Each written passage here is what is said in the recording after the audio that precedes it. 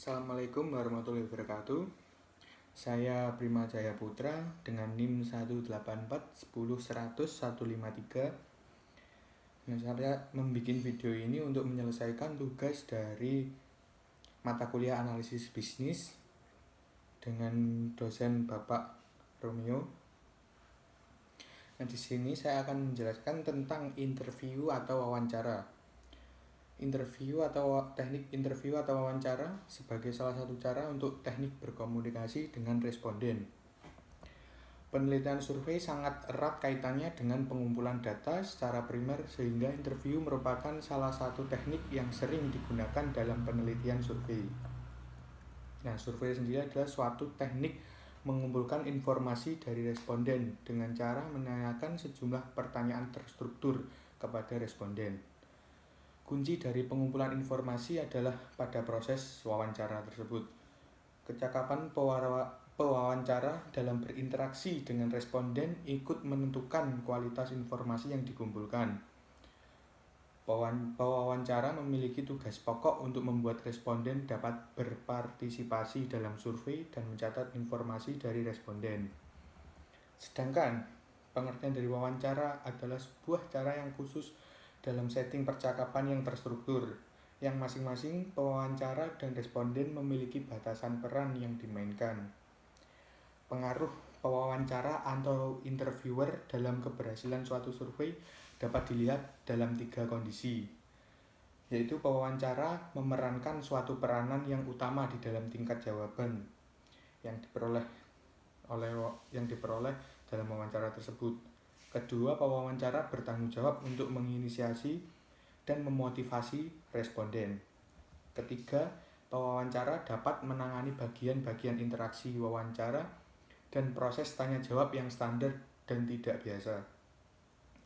Kunci sukses wawancara sendiri adalah pewawancara mampu mengajak responden untuk berpartisipasi dalam wawancara, menjamin kerahasiaan, serta berhasil menerangkan secara baik tujuan yang dilakukan. Teknik wawancara umum untuk survei. Suksesnya wawancara tergantung dari banyak hal, antara lain tingkat sensibilitas, taktik, kiat, kemampuan hubungan personal dan kepribadian, juga memahami prosedur yang telah ditetapkan sebelumnya. Antara lain, pertama, membangun hubungan baik dengan responden. Hal ini pewawancara membuat responden dapat merasa terbantu untuk membuat perannya, dapat memahami instruksi yang diberikan secara jelas, memperkuat kinerja, dan menyiapkan sikap yang ramah dan bersahabat, serta masih dalam batas interaksi sosial yang profesional. Yang kedua, mempertahankan kenetralan. Pewawancara tetap bersikap objektif dan profesional, karena sikap pewawancara akan mempengaruhi persepsi responden mengenai sebuah pertanyaan. Yang ketiga, mempertahankan diri dan menjelaskan tujuan survei. Kehadiran pewawancara pertama kali dengan kandidat responden adalah tugas yang tidak ringan, karena saat itulah kontrak pertama kali untuk berinteraksi dengan responden.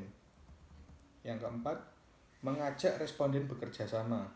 Pewawancara mempunyai sikap peka terhadap situasi wawancara, melakukan pendekatan manusiawi melalui sikap empati, dan segera menyesuaikan diri dengan responden dan dapat menerima sebagaimana adanya. Yang kelima, probing. Probing adalah teknik yang digunakan oleh pewawancara untuk merangsang pikiran responden sehingga memperoleh informasi lebih banyak.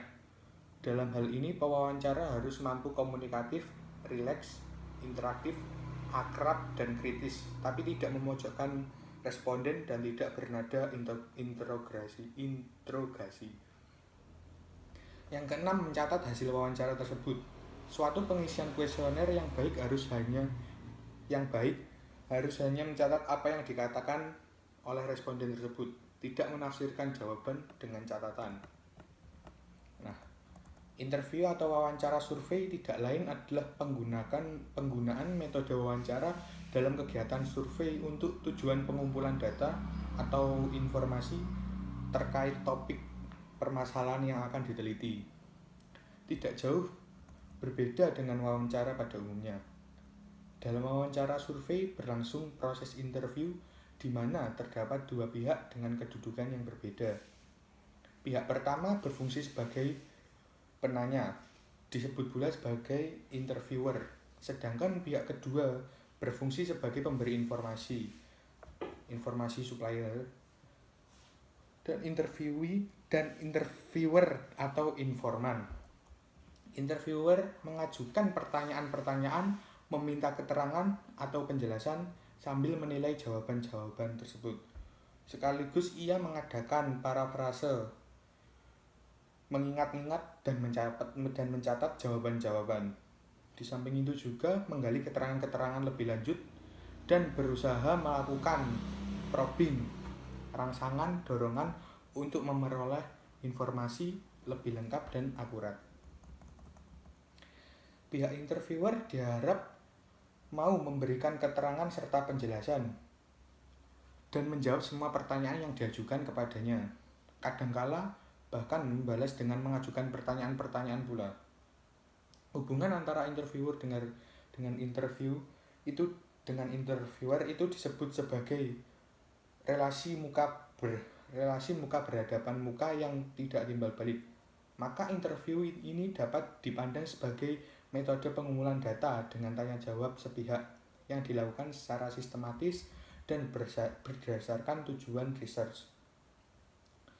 Hari ini menurut Kartono. Menurut Bannister, wawancara adalah percakapan dan tanya jawab yang diarahkan untuk mencapai tujuan tertentu. Wawancara kualitatif dilakukan bila peneliti bermaksud untuk memperoleh pengetahuan tentang makna-makna subjektif yang dipahami individu berkenaan dengan topik yang diteliti dan bermaksud melakukan eksplorasi terhadap isu tersebut. Suatu hal yang tidak dapat dilakukan melalui pendekatan lain. Ada lagi menurut Densin dan Lincoln, interview merupakan suatu percakapan, seni tanya jawab dan mendengarkan.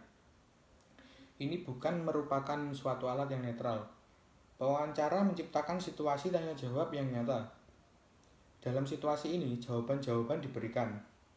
Maka wawancara menghasilkan pemahaman yang terbentuk oleh situasi berdasarkan peristiwa-peristiwa interaksional yang khusus. Metode tersebut dipengaruhi oleh karakteristik individu pewawancara, termasuk ras, kelas, kesukuan, dan gender. Ada dua cara membedakan tipe wawancara dalam tataran yang luas, terstruktur dan tak terstruktur, atau baku dan tak baku. Dalam wawancara standar atau terstruktur, pertanyaan-pertanyaan runtunannya dan perumusan kata-katanya sudah harga mati, artinya sudah ditetapkan dan tak boleh diubah-ubah. Mungkin pewawancara masih memiliki kebebasan tertentu dalam mengajukan pertanyaan, tetapi itu relatif kecil. Kebebasan pewawancara itu telah dinyatakan lebih dulu secara jelas. Wawancara standar mempergunakan tahapan wawancara yang telah dipersiapkan secara cermat untuk memperoleh informasi yang relevan dengan masalah penelitian. Wawancara tidak standar bersifat lebih luas dan terbuka. Meskipun pertanyaan yang diajukan oleh maksud dan tujuan penelitian, muatannya, runtunan dan rumusan kata-katanya terserah pada pewawancara. Singkatnya, wawancara tak standar atau wawancara tak terstruktur merupakan situasi terbuka yang kontras dengan wawancara standar atau terstruktur yang tertutup. Ini tidaklah berarti bahwa wawancara tak standar adalah suatu yang gampang. Wawancara jenis ini pun haruslah direncanakan secara cermat sebagaimana halnya wawancara standar yang terstruktur itu. Akan tetapi, diakui bahwa banyak masalah penelitian seringkali membutuhkan tipe wawancara kompromi, yakni pewawancara diizinkan untuk menggunakan pertanyaan-pertanyaan alternatif yang dinilainya cocok untuk responden tertentu dan pertanyaan tertentu. Dengan demikian, dapat disimpulkan wawancara atau interview survei merupakan suatu kegiatan tanya jawab dengan tatap muka face to face antara pewawancara interviewer dengan yang diwawancara interview, dengan tujuan untuk memperoleh data atau informasi tentang persepsi, opini, pendapat, ataupun sikap dari yang diwawancarai terkait dengan masalah yang diteliti. Teknik wawancara atau wawancara mendalam. Teknik wawancara mendalam, in-depth interview, pada prinsipnya adalah wawancara di mana penelitian dan responden bertatap muka langsung face to face. Di dalam wawancara yang dilakukan, peneliti mengharapkan perolehan informasi dari responden mengenai suatu masalah yang ditelitinya, yang tidak dapat terungkap melalui penggunaan teknik kuesioner.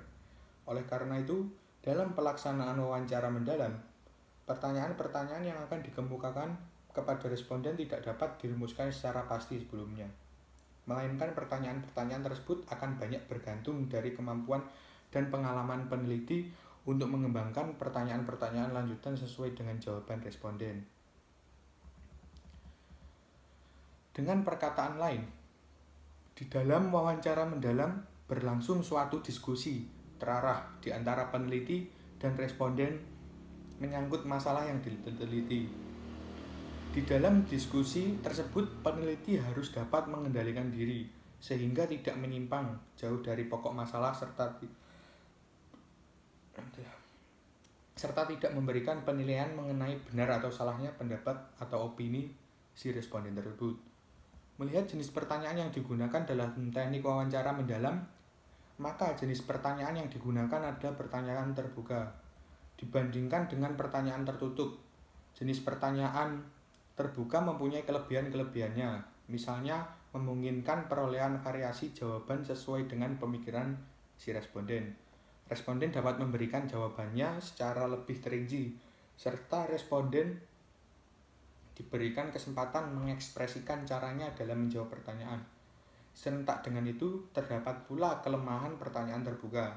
Misalnya, kemungkinan terdapatnya jumlah yang cukup besar dari jawaban yang tidak relevan, serta jawaban responden yang tidak standar atau baku, sehingga mempersulit pengolahan data. Seringkali pula peneliti harus pandai-pandai menanyakan responden untuk memperoleh jawaban, misalnya dengan mempergunakan teknik-teknik probing yang tadi mengorek jawaban responden agar terarah pada tujuan penelitian. Nah, kriteria penulisan pertanyaan ini ada menurut Gerlinger.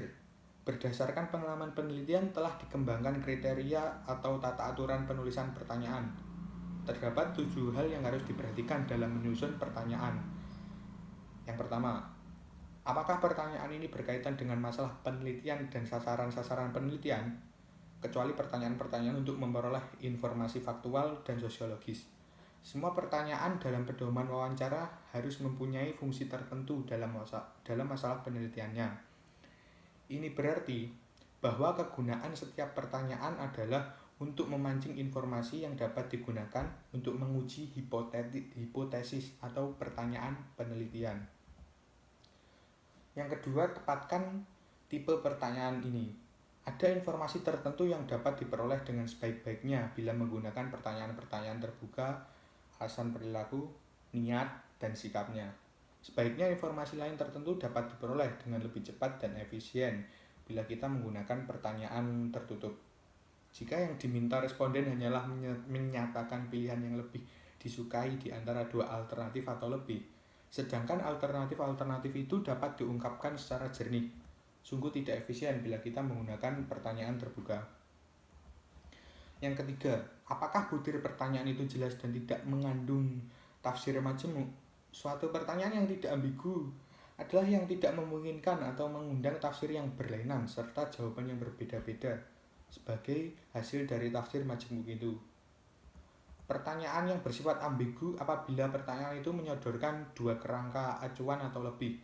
Contoh, bagaimana perasaan Anda mengenai pengembangan suatu sistem transit kilat antara pusat kota dengan pemukiman perkotaan dan pengembangan kembali wilayah pemukiman di pusat kota?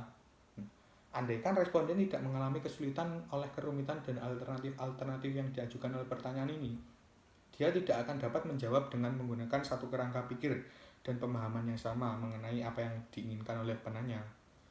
Ambiguitas dalam pula muncul dalam pertanyaan-pertanyaan yang jauh lebih sederhana. Misalnya, bagaimana kehidupan Anda bersama keluarga Anda tahun ini? Ini dapat membingungkan responden untuk menjawab karena tidak jelas hal apa yang ingin diketahui oleh peneliti. Apakah hal keuangan, kebahagiaan, perkawinan, kesehatan, status, atau apa? Yang keempat, Apakah pertanyaan itu menggiring responden untuk memberikan alternatif jawaban tertentu? Nah, pertanyaan semacam ini tidak menjamin adanya validitas. Untuk penelitian kualitatif disebut kredibilitas. Misalnya, Anda membuat pertanyaan, apakah Anda telah membaca tulisan-tulisan tentang situasi pendidikan di daerah ini, contoh di daerah Surabaya? Anda mungkin akan mendapatkan jawaban ya oleh sebagian besar dari responden bila ditunjukkan kepada sekelompok responden. Mengapa? Karena pertanyaan ini mencerminkan tidak baik apabila orang tidak membaca artikel mengenai situasi pendidikan di daerah itu. Nah, yang kelima, apakah pertanyaan ini menuntut pengetahuan dan informasi yang tidak dimiliki oleh responden? Untuk menjaga agar tidak ada jawaban yang tidak valid karena kurangnya informasi, akan bijaksana apabila kita menggunakan pertanyaan-pertanyaan saringan. Sebelum responden ditanya pendapat tentang UNESCO, seyogianya ditanya lebih dahulu, apakah dia mengetahui apa UNESCO itu dan apa artinya. Terdapat kemungkinan pendekatan lain. Seyogianya diberikan penjelasan singkat terlebih dahulu tentang UNESCO apa itu, baru kemudian responden diminta pendapatnya tentang UNESCO tersebut. Nah, yang keenam, apakah pertanyaan ini membuat ihwal yang bersifat pribadi dari peka sehingga responden mungkin menolak jawabannya? Diperlukan teknik-teknik khusus untuk memperoleh informasi yang bersifat pribadi, peka, kontroversial. Pertanyaan tentang penghasilan misalnya, dan hal-hal yang lain bersifat pribadi hendaknya diletakkan di bagian belakang dalam wawancara, yaitu setelah tercapai kedekatan dan keakraban yang baik antara pewawancara dengan responden. Apabila menanyakan sesuatu yang secara sosial tidak disetujui, hendaknya Anda tunjukkan bahwa sebagian orang berpandangan tertentu, sementara orang-orang lain berpandangan yang sebaliknya. Janganlah sampai membuat responden menyangkal atau menolak dirinya sendiri. Yang ketujuh, apakah pertanyaan ini menyiratkan hal-hal yang dianggap baik atau buruk oleh masyarakat? Nah, orang cenderung untuk memberikan jawaban yang sesuai dengan dipandang baik oleh umum. Jawaban-jawaban yang menunjukkan atau mencerminkan kesetujuan pada tindakan-tindakan atau hal-hal umumnya dinilai baik. Misalnya, menanyakan kepada seseorang mengenai perasaannya terhadap kanak-kanak. Setiap orang diharap mengasihi anak-anak. Jika kita tidak hati-hati, kita akan mendapatkan jawaban stereotip atau klise mengenai anak-anak dan kasih sayang. Juga jika kita menanyakan apakah seseorang menggunakan hak pilihnya, kita harus berhati-hati karena setiap orang diharapkan menggunakan hak pilihnya. Begitu pula jika dengan kita menanyakan kepada orang tentang reaksinya terhadap kelompok minoritas, kita menghadapi resiko mendapatkan jawaban yang tidak valid. Kebanyakan orang yang berpendidikan, entah bagaimana sikap mereka yang sesungguhnya, menyadari bahwa prasangka terhadap minoritas merupakan sesuatu yang tidak dibenarkan.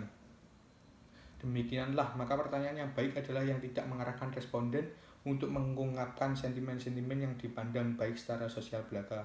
Karena itu, kita pun hendaknya tidak mengajukan pertanyaan tertentu sehingga responden terpojok untuk memberikan jawaban yang secara sosial dipandang tidak baik.